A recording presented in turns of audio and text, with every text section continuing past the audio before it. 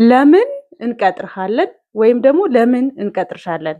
ይህ ጥያቄ በአብዛኛው በሚባል ደረጃ መንግስታዊም በሆነ መንግስታዊ ባልሆኑ ድርጅቶች ይህ ጥያቄ ይጠየቃል። ለዚህ ጥያቄ እንዴት ነው መመለስ ያለብን? ብዙ ጊዜ ለዛ ቅጥር ያወጡት ማስታወቂያ አለ፣ የስራ ዝርዝር አለ። ያን የስራ ዝርዝር የሚሰራላቸውን ሰው ነው ካምፓኒዎች እየቀጠሩ ያሉት። እኛ ቀድመን ስለዛ ዝርዝር ማወቅ ምን ይጠቅመናል? ይህን ጥያቄ ፕሮፐርሊ አድሬስ ለማድረግ ይጠቅመናል።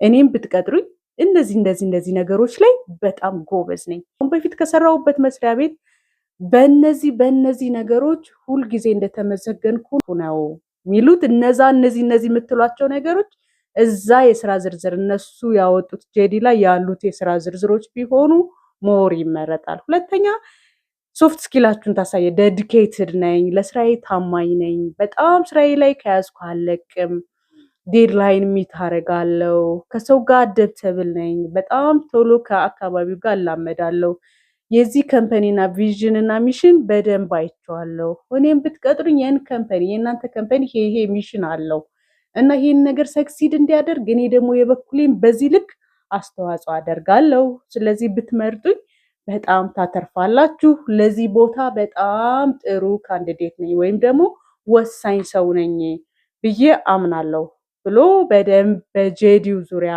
በካምፓኒው ሚሽን ቪዥን ዙሪያ ማውራት በጣም ነጥብና ውጤት ያሰጠናል ማለት ነው።